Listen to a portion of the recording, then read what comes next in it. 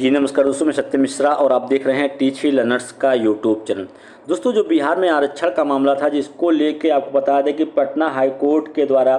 बिहार सरकार को एक बार झटका लगा था कि जो इनके द्वारा आरक्षण बढ़ाए जाने की मांग की गई थी कि जो आरक्षण है उसको बढ़ा के यहाँ पे 65% करने की जो मांग की गई थी या 65% किया गया था, उसको दोस्तों यहाँ पे हाई कोर्ट से झटका लगा था कि जो आरक्षण है उसको घटा करके 50% पे ही कर दिया गया। तो इसी मामले को लेके आपको बता दें कि यहाँ पे बिहार सरकार जो है इसी आरक्षण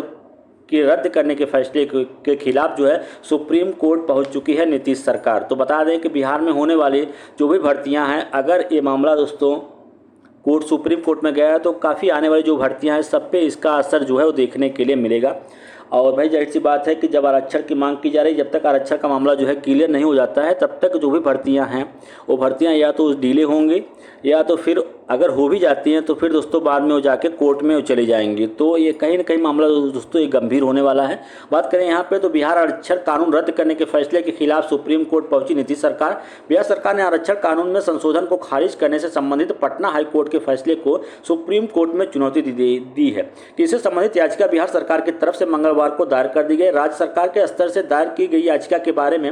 महाधिवक्ता पीके शाही ने पुष्टि करते हुए कहा है कि राज्य सरकार ने इस मामले को सुप्रीम कोर्ट के समक्ष रखा ताकि हाई कोर्ट के इस मामले में आए आदेश पर विचार हो सके। याचिका अधिवक्ता मनीष कुमार के माध्यम से उच्चतम न्यायालय में दायर की गई है। राज्य में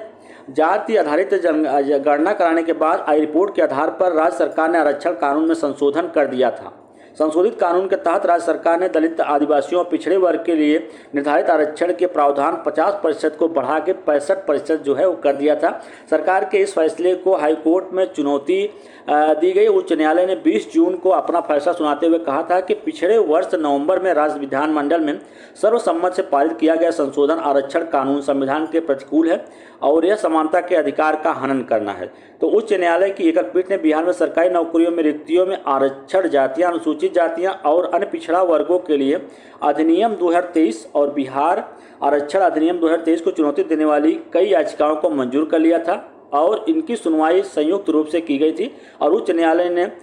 87 पत्रों के विस्तृत आदेश में स्पष्ट किया है कि उसे कोई ऐसी परिस्थितियां नजर नहीं आती हैं जो राज्य को इंदिरा साहनी मामले में उच्चतम न्यायालय के स्तर से निर्धारित आरक्षण की 50% की सीमा का उल्लंघन करने के लिए बाध्य है। तो यहाँ पे दोस्तों जो है जो सरकार चाहती थी नीतीश सरकार की जो आरक्षण की सीमा है जातिगत